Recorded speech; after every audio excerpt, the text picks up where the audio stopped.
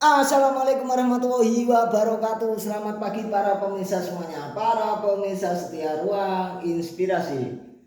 Oke, untuk pertemuan di pagi hari ini kita mau mengajak kepada para pemirsa semuanya untuk berbagi sebuah tips, yaitu tips memilih fitting lampu yang tepat ya, yang mana saat ini kita menunjukkan ada dua buah contoh fitting lampu ya. Ini khusus lampu tempel, sebenarnya harus ditempel ya. Akan tetapi ada bukaan seperti ini yang artinya ini masih ada potensial rawan apabila ada aliran air ya, yang mana aliran air itu akan bisa masuk ke area sini, kemudian akan terjadi konslet. Nah, ini merek Broco ya. Secara build quality is okay, sangat bagus sekali ini. Secara umum di pasaran ini juga termasuk kelas menengah lah ya, karena secara kualitas ini cukup bagus, sangat bagus lah yang pasti. Hanya saja kalau saya melihat kelemahannya itu di titik yang seperti ini, ada bukaan meskipun tempel ya, tempel di baik itu di plafon atau mungkin di kayu itu seharusnya aman, akan tetapi akan jadi tidak aman bila ternyata di plafon tersebut di atap misalkan ada rembesan air misalkan atau tampias air dari atap masuk ke area plafon, kemudian akan menjadikan potensial untuk terjadinya konsleting listrik ya. Itu akibat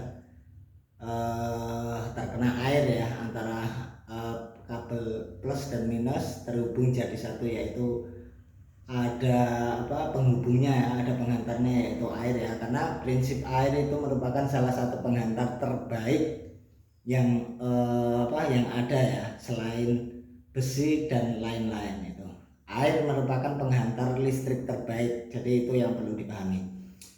Yang berikutnya ada salah satu contoh lagi yang ini mau saya pasang. Ini fitting lampu E27 sama tipe lampu E27. Kemudian ini fleksibel, bisa digantung, bisa ditempel. Nah, ini bisa ditempel di plafonnya. Contoh yang sudah ada terpasang itu ada, tapi ada di belakang sana. Jadi ini fleksibel. Sekalipun kita pasang tertempel di plafon, misalkan seperti ini, kita lubangi plafon sesuai diameter ini, kemudian kita kunci menggunakan ini satunya, ring satunya ya. Oke, udah kencang, kita anggap ada plafon di area sini ya. Dan misalkan terjadi ada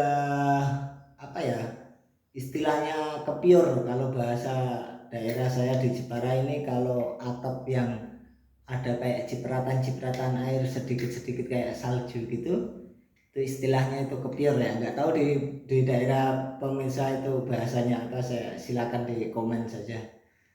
Nah, jadi sekalipun ini terpasang tempel seperti ini, kemudian hal buruk terjadi, yaitu terjadinya ada, intinya sampai ada air netes ke area plafon. Jika ada genangan sedikit-sedikit di area plafon, ketika kita menggunakan fitting yang tipe ini yang bisa gantung maupun bisa tempel di plafon, ya ini tentu akan aman. Artinya tidak akan sampai terjadi konsleting listrik ya, karena tidak ada genangan air yang masuk ke area ini ya, area konektor kabel antara fasa dan netralnya ya, seperti itu. Ini contohnya ya. Dan proses pemasangan kabelnya ini cukup mudah sekali. Nah, ini contohnya seperti ini. Kita masangnya pun mudah, simple, praktis. Ini yang akan mau saya pasang ya sebagai gantinya yang lama. Ketika ini sudah terpasang seperti ini ya, kita tinggal masukkan seperti ini, terus kunci penutup atasnya.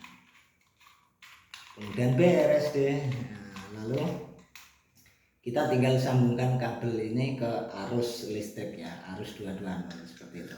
Jadi ini salah satu pilihan yang menurut saya selama saya menangani listrik, tipe fitting lampu ini yang bisa dibilang paling rekomendasi ya. Secara build quality seimbang dengan yang merek Broco, akan tetapi secara konsep pemasangan ini fleksibel, bisa digantung, ya bagus, elegan.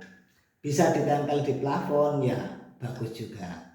Akan tetapi berbeda dengan yang ini bisa digantung, akan tetapi rongganya akan terbuka lebar, bisa juga dipasang rapat di area plafon. Namun yang namanya plafon itu kan ratanya kan yang di area sini saja. Kemungkinan kalau ada aliran air, otomatis air akan memilih titik terendah, yaitu yang ini, karena ini terletak di bawah plafonnya. Jadi salah satu kasus yang baru saya temui adalah kebetulan di kamar mandi kita ini terpasang fitting yang tipenya hampir sama seperti ini. Intinya tipenya sama seperti ini namun beda model ya.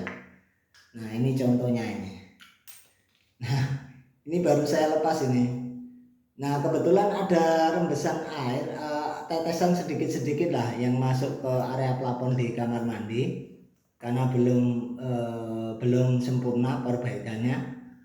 Kemudian apa yang terjadi, air itu masuk ke sini sehingga apa yang terjadi adalah konslet atau lampu masih menyala tetapi ada percikan reketek-reketek gitu. Jadi itu akan berpotensi jadi konsleting listrik, atau mungkin hal terburuknya jika tidak bisa trip listriknya pada saat terjadi konslet, ya hal terburuknya ya mungkin bisa saja kabelnya terbakar, dan kalau kabel terbakar mungkin akan bisa merembet kemana-mana ya, karena kasus kebakaran yang disebabkan oleh konsleting listrik itu sangat luar biasa ya, cukup banyak sekali terjadi di Indonesia. Jadi salah satu